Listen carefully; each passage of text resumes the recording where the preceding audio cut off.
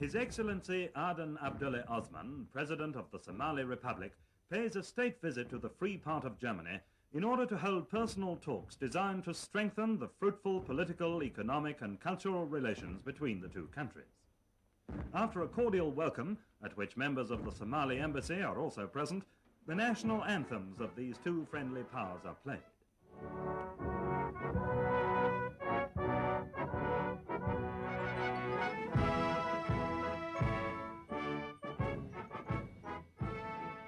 Together, the two heads of state inspect the Guard of Honor drawn up by the Bundeswehr, the first steps on the soil of a country which during the next 10 days Aden Abdulle Osman will come to know more closely, attentively followed by eager reporters and journalists representing the international press.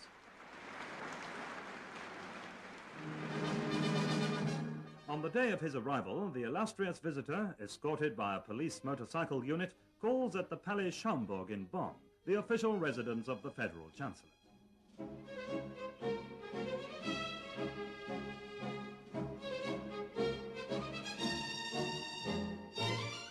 At this meeting, which is also attended by the General of the Somali Police Force, the principal subjects of discussion are the technical and economic problems facing this rising young country, which has only been independent for 5 years, and which is now able to bear the sole responsibility for its future. Chancellor Erhard and President Osman, as well as ministers of the two governments, confirmed their mutual interest in further intensifying the present good cooperation. The visit of the African head of state to the German federal president and Frau Wilhelmine Lübke is marked by a spirit of mutual esteem.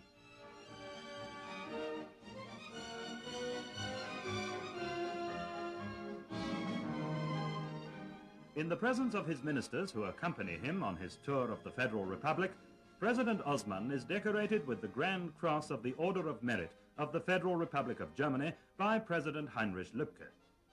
The German president is honored by the award of the Order of the Somali Star, presented to him by his African guest.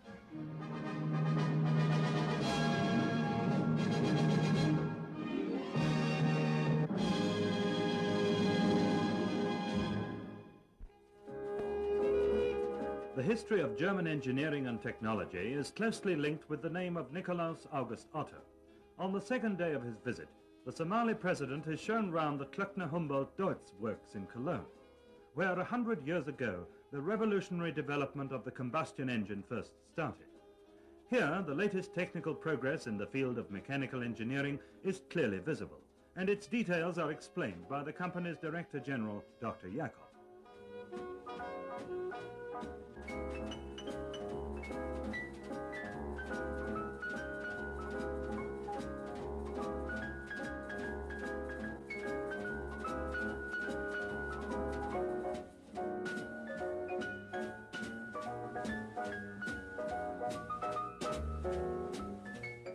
President Osman displays keen interest especially in those heavy vehicles that could help to accelerate the building of roads and industries in his country, which is twice the size of the Federal Republic, and which could be used to great advantage in the extensive agricultural areas of Somalia.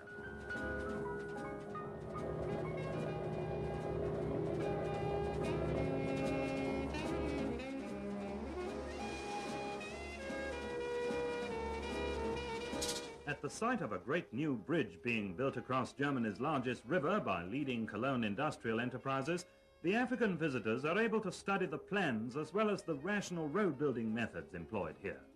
These are of vital importance in order to keep the ever-increasing traffic in the Federal Republic on the move.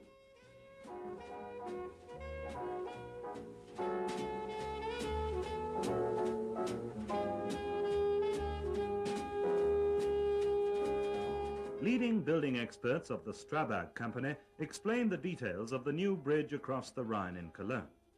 The German workers have their own way of thanking the African chief of state for his visit. The next day, the destination of the special train placed at the disposal of the African visitors by the Federal Railways is Wolfsburg, a town that has become the symbol of the Federal Republic as the world's second largest producer of motor vehicles. The Volkswagen factory, with its 48,000 employees, awaits President Osman.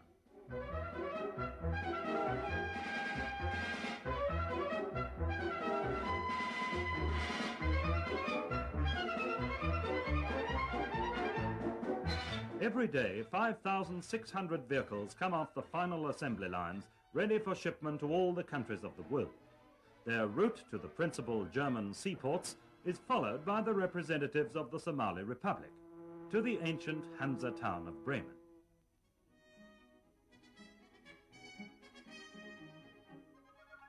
With an expert and critical eye, President Osman and his delegation study this full-scale model of the Bremen docks, and are thus able to compare their organization and installations with those in Mogadishu, the capital of their country on the Indian Ocean.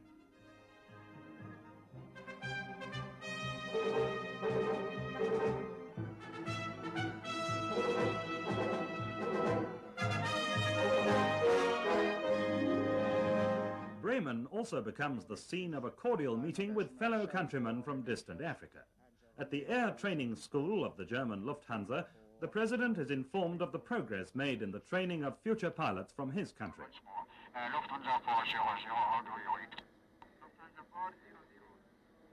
Roger, V-line 142 is clear. Time now 4-5. Over. Intensive study was required before the trainees became familiar with the laws of aerodynamics and navigation, and before they were able to complete without fault the severe exercises in the Link training plane. Then, with their German trainers at their side, they were able to demonstrate to the eminent African visitors take-off and perfect low-flying exercises.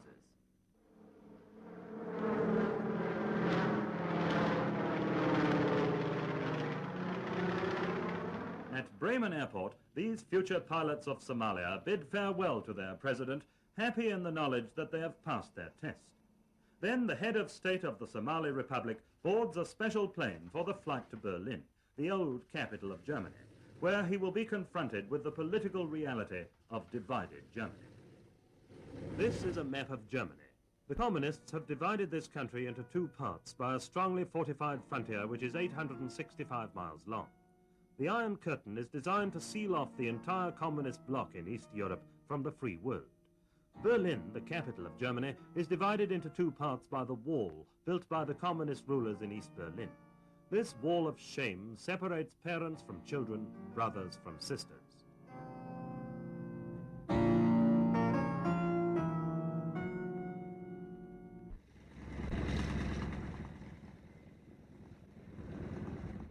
After flying through the air corridor over Soviet-occupied territory, President Osman receives a warm welcome at Tempelhof Airport by the Deputy Mayor of Berlin, Herr Alberts, and by members of the Berlin Senate.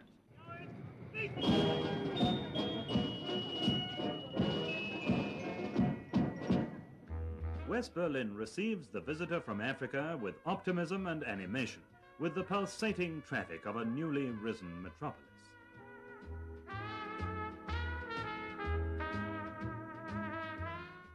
Along Kurfürstendamm, the city's most famous street, past Charlottenburg Castle, across Ernst-Reuter-Platz, and through the Hansa district, designed by architects from all over the world, the African visitors drive to the Brandenburg Gate.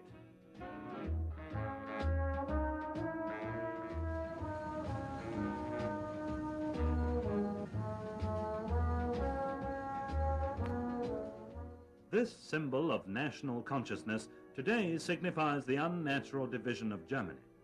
Here at the wall erected by the communist rulers in East Berlin, freedom and the right of self-determination for 17 million Germans beyond the Iron Curtain come to an end. Here at this wall, which cuts the city in two, Germans are killed by the bullets of communist frontier guards, people who tried to escape from the tyranny of the Soviet-occupied zone of Germany to the freedom of West Berlin.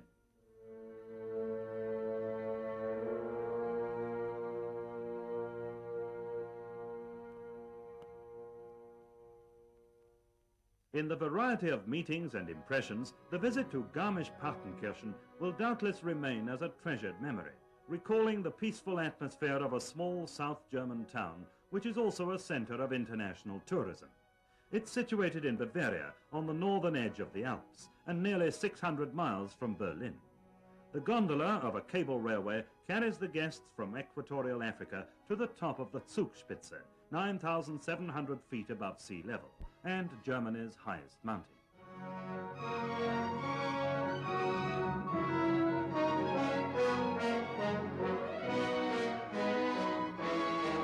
On this particular day, visibility is not very good, just enough for a few snapshots by the reporters and the newsreel cameramen.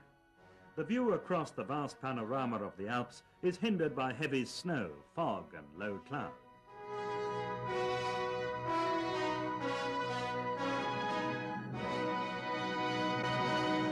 Munich, the capital of Bavaria, makes up for it, however, and presents itself to President Osman and his delegation with all the signs of the commencement of spring. Past some fine examples of Baroque and classical architecture, through the busy streets of a city which has become the home of outstanding scientists and artists, and which at the start of the university semester attracts 23,000 students, and on to Group, to the Bavarian Institute for Cattle Breeding. The Minister of Agriculture, Dr. Hundhammer, welcomes the Somali President and escorts him through the extensive grounds and modern research institutes.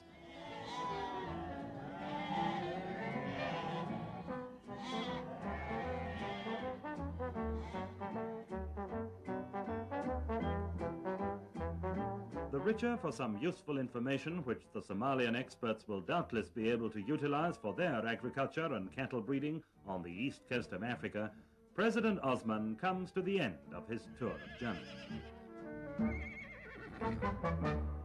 At Munich Airport, the Speaker of the Bavarian Parliament, Ludwig Hanauer, and Bavaria's Minister of Agriculture, Dr. Hundhammer, bid farewell to the President of the Somali Republic. Then His Excellency boards a special plane of the German Lufthansa. As he leaves German soil, President Aden Abdulle Osman is accompanied by the cordial wishes of the German people and their government for his personal well-being and a happy future for his country.